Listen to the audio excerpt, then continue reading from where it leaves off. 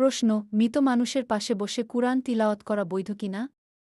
উত্তর, আপনার কাছে আমার প্রশ্ন হল, মৃত মানুষের পাশে কুরআন পড়ার কোনো সুবিধা আছে কিনা। বিষয়টা কি এমন যে আজীবন কুরআন শুনতে পায়নি, অনেক ব্যস্ত ছিল দুনিয়ায়, এখন মরার পরে অখণ্ড অবসর, তাই আমি কুরআন পড়ছি আপনার পাশে, আপনি মরে গিয়ে শুনছেন।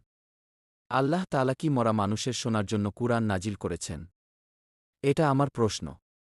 আসলে জীবিত মানুষের মৃত আত্মাকে জীবন্ত করার জন্য আল্লাহ কুরআন দিয়েছেন, তার অন্তর মৃত ছিল, কুরআনের নূরে সে আলোকিত হবে। কাজেই মৃত মানুষের পাশে কুরআন পড়া, এটা ইসলামের মূল চেতনার পরিপন্থী। দ্বিতীয়ত, মৃত মানুষের পাশে কুরআন পড়লে কোনো সোয়াব বা বরকত হয়, এটা কুরআন হাদিসে কোথাও নেই। তৃতীয়ত, রাসূল সাল্লাল্লাহু আলাইহি ওয়াসাল্লাম এবং সাহাবীদের জীবনে অগণিত মানুষ মারা গিয়েছেন, কেউ মৃত মানুষের পাশে কুরআন পড়াননি। তবে মৃত পথযাত্রী এখনও জীবিত আছেন, মৃত্যুবরণ করবেন এমন মানুষের কাছে সূরা ইয়াছিন পড়ার কথা একটা হাদিসে এসেছে। হাদিসটা সনদগতভাবে দুর্বল। কিন্তু মরার পরে তার পাশে কুরআন পড়া, এটা কুরআনকে এক ধরনের অবজ্ঞা করা। এটা থেকে আমাদের বিরত থাকা উচিত।